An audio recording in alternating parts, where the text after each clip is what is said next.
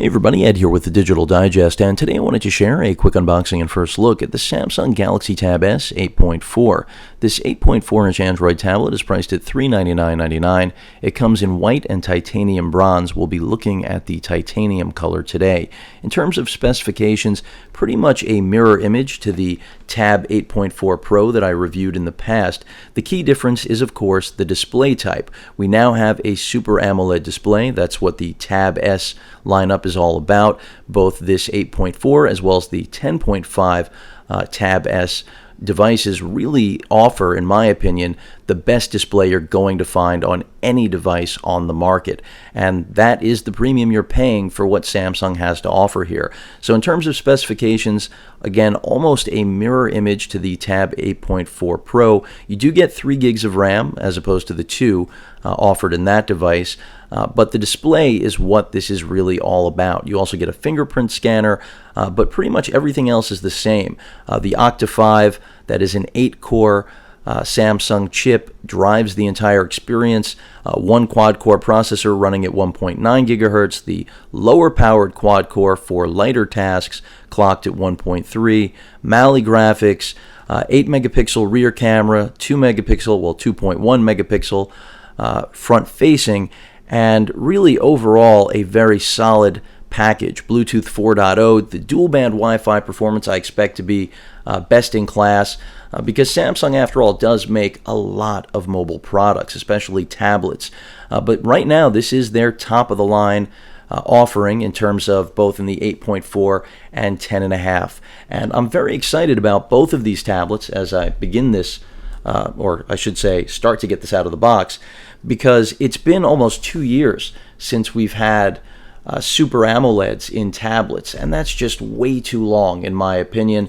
I'm glad Samsung has done it. Apparently now it's affordable, which is a key element, and also Super AMOLEDs are far more accurate than they've been in the past, and that is critical considering one of the biggest critiques or points of criticism with Super AMOLEDs and AMOLEDs in general has been color accuracy. But apparently, I wouldn't say apparently, I've seen it already. The Galaxy S5 is a great example of how well Samsung has really evolved in terms of with their own technology here, with their Super AMOLED displays. I can already tell you the tablet is incredibly thin and light as I pick it up here. Nice packaging out of the box. This is the first time I've seen them go with this sort of finish. And even though everything, again, is pretty much identical to the Tab 8.4 Pro, the screen is really the difference maker. Fit and finish is slightly different. In terms of physical buttons, you can see we do have the back, the home button, and the multitasking button right there. Up at the top of the tablet, we have our front-facing camera as well as applicable light sensors. The one of the 2 speakers right here at the top of the device, as well as what appears to be a reset pinhole, but it's probably a microphone. That's the more obvious thing that it would be. Down at the bottom of the tablet, we have a micro USB charging port, as well as our 3.5mm headphone jack and the second stereo speaker. In terms of other things to note on the tablet, nothing on the left-hand side, but on the right-hand side, or rather the top when you're in landscape, you've got your power button. I mean, this is really where all the action is. Your volume rocker, as well as your infrared blaster right there, and your micro SD card slot, which, by the way, the storage expansion does support 128 gig micro SD cards. So that's something to be aware of. Right now, only 16 gig models are available, but eventually there are supposed to be 32 gig variants. Now, in terms of the build quality, this is a little bit less rubberized than the finish on the Galaxy S5, but as you may have noticed, it really is borrowing directly from that design. And Samsung is taking Apple head-on in their iPhone and iPad offerings, and that's seen in basically the clear design cues that both the phone line and at least this top-of-the-line S now, which is, again, basically an extension of the S lineup of phones, the S5, has to offer. It looks and feels a lot like its phone brethren, but not quite as rubberized on the back here.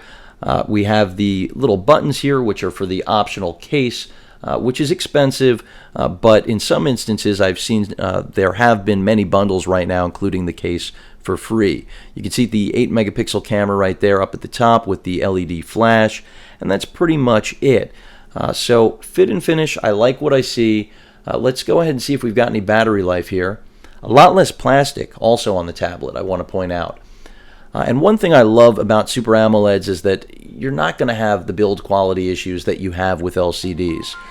I just don't run into any of the issues, frankly, and that's because of the difference in the way they operate, the actual technology itself, which I'm not going to get into today because this isn't about display types, even though this tablet truly is all about display types.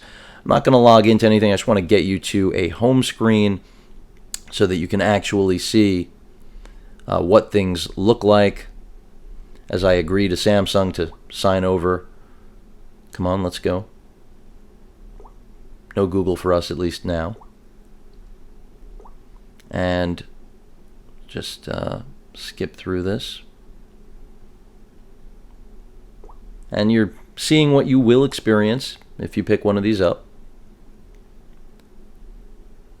Here comes the hand holding. Now TouchWiz, the magazine UX interface that's really Flipboard in disguise, that's all a matter of personal preference. It is KitKat out of the box, so that's a good thing. For those of you concerned about updates, you are getting the latest version of Android in your hands, at least as of today. As I've mentioned, the processor in this tablet isn't the latest and greatest. That's without any question. But you are getting the best display on any device on the market, both with regard to size, resolution, and now, of course, the actual display type. And I can't reiterate how long I've been waiting for Super AMOLEDs. I really believe this, as well as the 10.5, are going to be the products that launch Super AMOLED above and beyond where they've been relegated to the mobile phone industry. And from here, laptops, televisions, they're right around the corner, and that does include making them affordable. I mean, if we're getting them now in tablet forms at prices that traditionally would only get us an LCD display, it says a lot. And the last tablets to sport Super AMOLEDs were both basically Samsung panels. That was the Toshiba 7.7 that I covered 2 years ago, and also Samsung's own Tab 7.7. So those were the last two tablets on the market, just to give you an idea, at least the last attempts to incorporate such an expensive, high-quality piece of tech into a device that really is made for mass consumption. As we all know, since tablets only become even far less valuable as they age because the industry moves so quickly.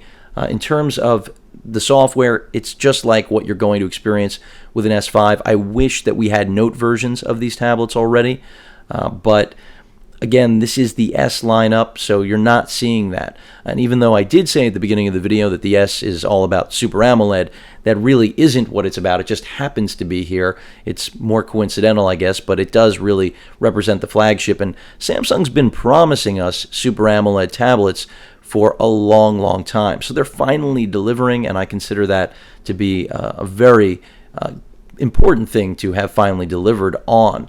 And no one else has done it, so I give them a lot of credit. And right now, what I can see initially looks fantastic. With regard to performance, we all know what to expect because the hardware really hasn't changed. It's really just the fingerprint scanner and the 3 gigs rather than 2 gigs of RAM that you'll find on the Tab 8.4 Experience, the Pro. So a lot to like here. It is expensive, but still incredibly thin and light, no question about it. Let's move away from the tablet. I'll show you the balance of the contents of the box, not that the charger is going to be too exciting. And I will say, as I take out the micro USB charger, I would have liked to have seen them go with USB 3.0. It's something they did with the S5, and if you're going to tie this directly to that S product line and take Apple head on, I would just like to see uniformity. And there are some significant advantages to going with USB 3.0. It's not a gimmick. Standard charger. Nothing really to show there. And we have the usual paperwork and packaging, you know, the standard recycled packaging that Samsung's been using now for quite some time. Nothing wrong with it. Good to be environmentally friendly, especially when considering how many of these things they actually manufacture, unlike a lot of other companies. So essentially, is the S worth your money? I'm not going to be able to answer that today. I can tell you one thing, though. If you are looking for a tablet right now, it's going to be difficult to find anything that's going to be better than this or the 10.5, simply because it does offer best-in-class hardware with regard to the processor, Wi-Fi performance, and especially now the display. The Fingerprint Scanner is the least important feature in my opinion, but it is a convenience for many of you out there already on your S5, so it will be a natural fit for anyone in the already in the Galaxy ecosystem. So if you're used to Samsung software, you're going to like it. You're really going to enjoy that you have the ability to multitask, which is a great thing. So if you want to actually have two things going on at once, it's feasible without having to sideload any sort of application that isn't going to be baked into the experience out of the box. So if you don't like the Samsung software, of course, you can cover it up. There's always a way, that's what skins are there for. But I do expect the performance to be solid because even though a lot of people complain about lag with the TouchWiz Now Magazine UX experience, the reality is that it's all a matter of really getting accustomed to the offering and taking the compromise that Samsung delivers, which is the most feature-rich software experience you're going to get from any Android tablet, arguably any tablet, out of the box. And you got to take the good with the bad. So it's not perfect, but in my opinion, it's about as good as anything out there, if not better. So, of course, I'll be doing a full review, further impressions as I spend more time with it.